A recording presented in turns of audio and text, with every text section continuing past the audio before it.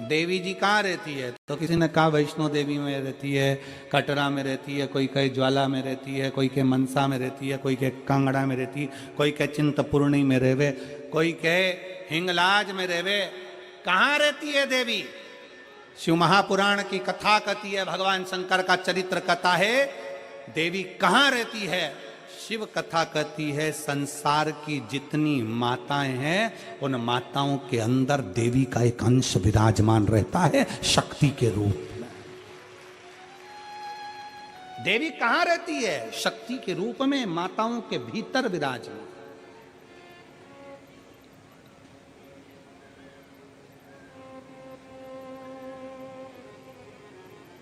शक्ति के रूप में। इसलिए मेरी जीजियों,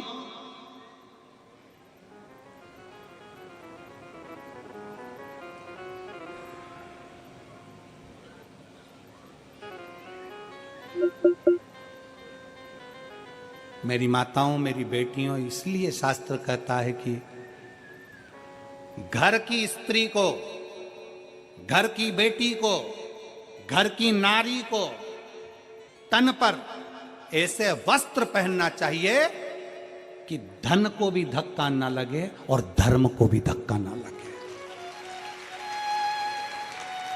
घर की स्त्री को, घर की नारी को, घर की बेटियों को ऐसे वस्त्र पहनना चाहिए कि धन को भी धक्का ना लगे और धर्म को भी धक्का ना लगे। हमारे सनातन धर्म को भी धक्का न लगे ऐसा वस्त्र ना पहनिएगा जिससे कहीं ना कहीं किसी ना किसी रूप में गलत विचार उत्पन्न हो। धन और धर्म को धक्का ना पहुंचे। कितना सुंदर कहा है, हॉस्पिटल में जाइए जरा। हॉस्पिटल गए हो कभी? हॉस्पिटल में अरे बोलो तो, गए हो कभी? बच्चे को चोट लग गई, चोट लगने के बाद क्या करता है डॉक्टर? चोट लग जाती है, वहां पर उसने तुरंत मल्लम पट्टी करा, मल्लम बांध के फिर क्या बांध देता उसके ऊपर? जम के बोलो जल्दी। पट्टी। पट्टी क्यों बांधता? डॉक्टर से पूछो। क्या केवल मल्लम से काम नहीं चलेगा? मल्लम लगा दोगे तो काम नहीं चलेगा। ये पट्टी से होता क्या है? ये कपड़ा ही तो है। पट्टी बांध दी तुमने कपड़े की, इससे होगा क्या? कपास रख दिया, रुई रख दी और पट्टी बांध दी, इससे होगा क्या? तुम तो दवाई लगाओ ना, दवाई से सूखेगा। पट्टी क्यों बांधता है? डॉक्टर से पूछोगे तो डॉक्टर कहेगा कि घाव पर पट्टी इसलिए बांधी जाती है कि मक्खी ना बैठे। मेरी जीजियों, सिर पे पल्लू इसलिए रखा जाता है कि ये मक्खियां ना बैठे। तन पर रुपट्टा इसलिए रखा जाता है कि मक्खियां ना बैठे। इसका ध्यान रखिए।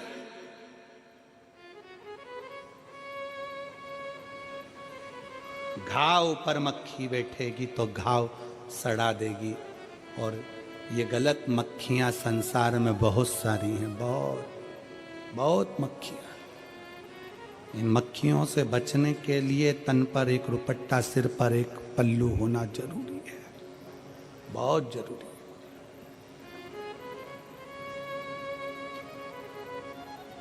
सास का कुछ नहीं बिगड़ेगा। तुम अगर ये रुपट्टा यहां भी रख लोगी, साड़ी का पल्लू, तो सास का कुछ नहीं बिगड़ेगा। सास अपना कायदा रखती है, सास अपने सिर पे पल्लू रखती है, वो सिखाती है ये तुम्हारे लिए, तुम्हारे लिए। वस्त्र पहनो, मना नहीं, पर धर्म और धन को, दोनों को धक्का ना लगे। धन ऐसा गलत जगह पर ना जाए और हमारा धर्म, हमारा सनातन धर्म कहीं गलत विचारों में ना जाए। वस्त्र परिधान बहुत जरूरी। शिव महापुराण की कथा कर रही है, भगवान शंकर का चरित्र कर रहा है, शिव तत्व कह रहा है, भगवान शंकर की कथा कर रही है। अंधकासुर आया, माता पार्वती जी अपने कार्य में लगी थी। लोग कहते हैं देवी जी पहाड़ों पर रहती है, लोग कहते हैं देवी जी वहां रहती है। शिव महापुराण की कथा कहती है प्रत्येक संसार में जन्म लेने वाली एक एक बेटी के अंदर, एक एक स्त्री के अंदर, एक एक नारी के अंदर शक्ति, जगदम्बा की एक शक्ति ज्योत के रूप में उसके अंदर विराजमान रहती है। इसीलिए उसको ज्योता वाली कहते हैं। का समावेश है उसके अंदर, दोनों का।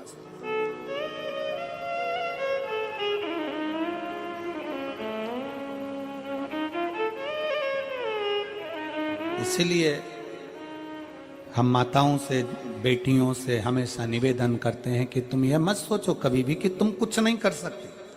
कई लड़के कह देते हैं गुरुजी मैं तो ये कंपटीशन एग्जाम पास ही नहीं कर सकता, मैं तो कंपटीशन एग्जाम में रह जाऊंगा, गुरुजी 4 बार परीक्षा दे ली, मैं तो रह जाऊंगा। बेटियां कह देती है मुझे लगता है मेरी किस्मत में आगे बढ़ना लिखा ही नहीं है। कौन कहता है? पहले कथा में कहा था, अपने कमरे में अटाला नहीं रखते तुम लोग। रखते हो? अपने कमरे में बेकार सामान नहीं रखते।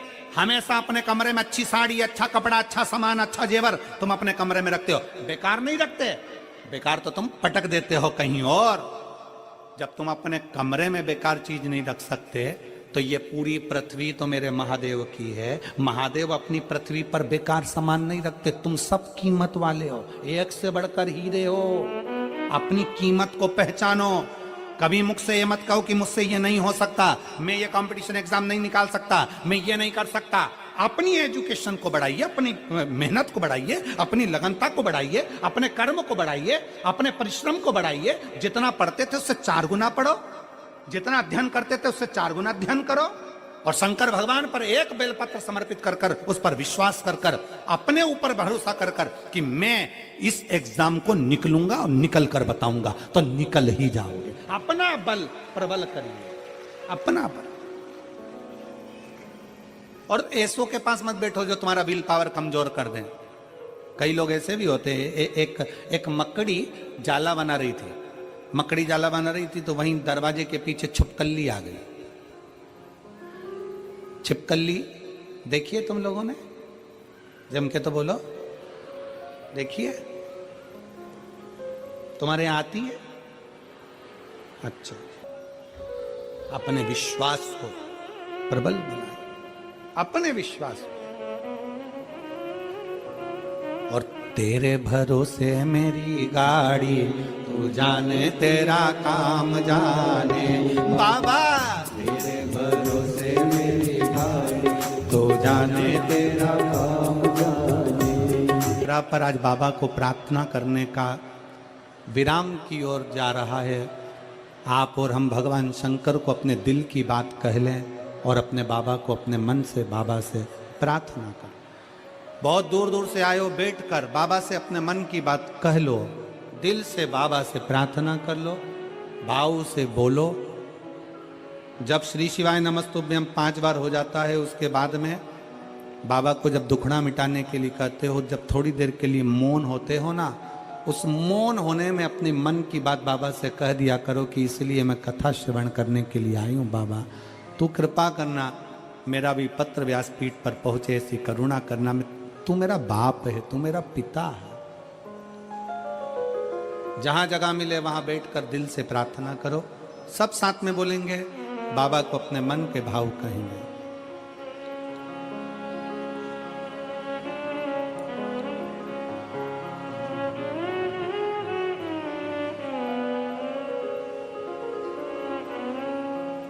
श्री शिवाय नमस्तुभ्यं, श्री शिवाय नमस्तुभ्यं, श्री शिवाय नमस्तुभ्यं,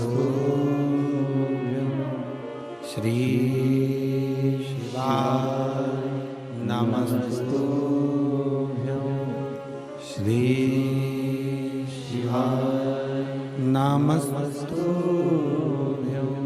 भोला सब दुख काटो मारा, ओ भोला सब दुख काटो मारा।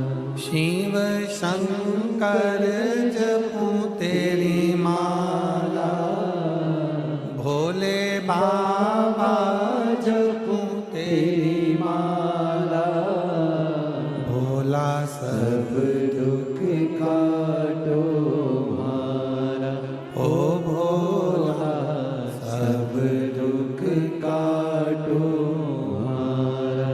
वेश मारा शमशान वासी हमारा, ओ भोला सब दुख काटो मारा, ओ भोला सब दुख काटो।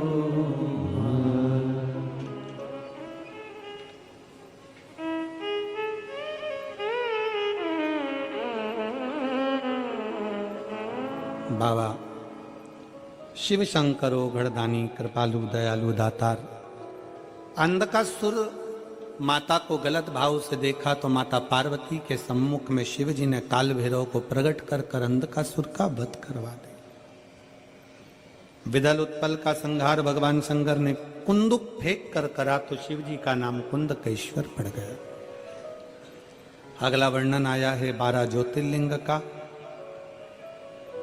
तुमरुका जी चंचुला देवी को बिंदु के मोक्ष हेतु 12 ज्योतिर्लिंग स्मरण करा रहे हैं। सोमनाथ जी का वर्णन किया। चंद्र की काया का रोग बाबा ने ठीक किया। अगला वर्णन आया है श्री मल्लिकार्जुन का। शरणानंद कार्तिकेय जी को मनाने के लिए बाबा श्री शैलम पर जाकर विराजमान हुए। दूषण नाम के राक्षस का संहार करने के लिए महाकाल बने। विंध्य नामक पर्वत को दर्शन देने के लिए ओमकारेश्वर बन गए। नर नारायण को दर्शन देने के लिए केदारनाथ बन गए। कुंभकर्ण के बेटे भीम का संहार करने के लिए भीमा शंकर बन गए। मनु शत्रुपा के तप बल के लिए भगवान शंकर बाबा विश्वनाथ बन गए। गौतम बाबा पर गौ हत्या का दोष लगा तो बाबा त्र्यंबकेश्वर बन गए। जब कहीं ईर्ष्या जागृत होती है तो किसी न किसी को नीचे गिराने का प्रयास किया जाता है। गौतम ऋषि बड़े तपस्वी थे, पर साथ के लोगों ने उनको नीचा दिखाने के लिए, नीचा गिराने के लिए उन पर गौ हत्या का दोष लगा दिया। और गौ हत्या का दोष लगाया तो भगवान शंकर ने आकर उस दोष से मुक्ति करी। अगला वर्णन आता है बाबा वैद्यनाथ जी का। रावण के लिए भगवान शंकर जा रहे थे लंका, पर शिव हैं विराजमान हो गए भूमंडल पर, उठे नहीं, बाबा वैद्यनाथ के रूप में विराजित हो गए। अगला वर्णन है श्री नागेश्वर का। दारुक नाम के राक्षस का संहार करने के लिए भगवान नागेश्वर बन जाते। फिर वर्णन रामेश्वर भगवान का आया, जहां लंका पर चढ़ाई करने के लिए भगवान राम शिव जी की स्थापना कर कर रामेश्वर के रूप में विराजित होते हैं। सुधर्म नाम के ब्राह्मण की पत्नी घूष्मा के बेटे को वापिस जीवित कर दिया तो शिव जी का नाम कृष्णेश्वर हो गया। ऐसे